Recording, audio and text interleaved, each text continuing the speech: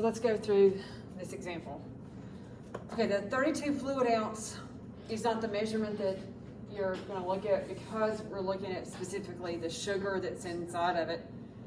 And so the amount of sugar that we figured out was in the entire bottle was 52.5 grams. So you always start your conversion with your measurement. So when it's a chemical, you write down your measurement given and the formula.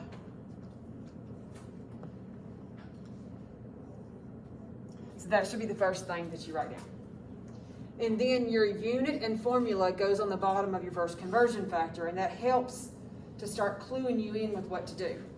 And so go ahead and don't take the number, always leave the number behind, but take the unit and the formula and bring it down.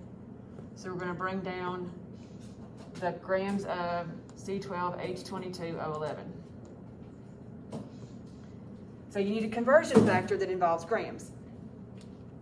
Grams of a chemical will be molar mass.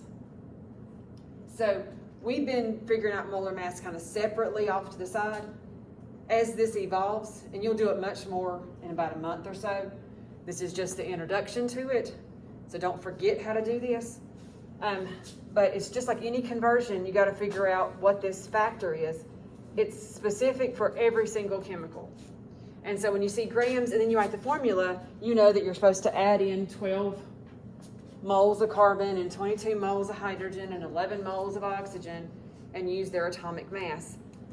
And so 12 times 12.011 plus 22 times 1.0079 plus 11 times 15.999. So I got 342.2948. And that is the same thing as 1 mole of the same formula. So if I had 1 mole of C12, H22O11, it would weigh 342.2948 grams. Okay, unit and formula cancel.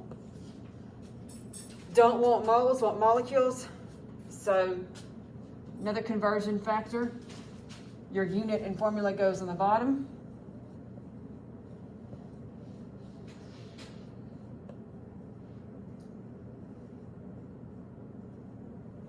The other conversion factor is the Avogadro's number. You only use Avogadro's number if you're asked for the number of little particles, and this is number of molecules, just particles of sugar. And so if you had 1 mole of the sucrose, you would have 6.022 times 10 to the 23rd molecules of the glucose, or sucrose, H22O11. So moles cancels, leaving us with molecules, which is what you want. So if we multiply and divide, so we got 52.5 times Avogadro's number divided by the molar mass. Then I'm going to round it to 3 digits. So 9.24 times 10 to the 22nd.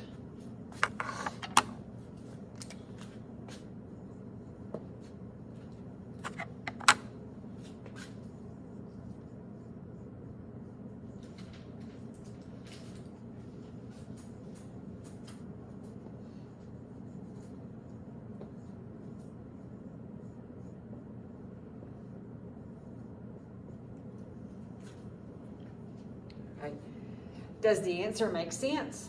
Well, if you look at the numbers, it would take over 300 grams in order to have Avogadro's number.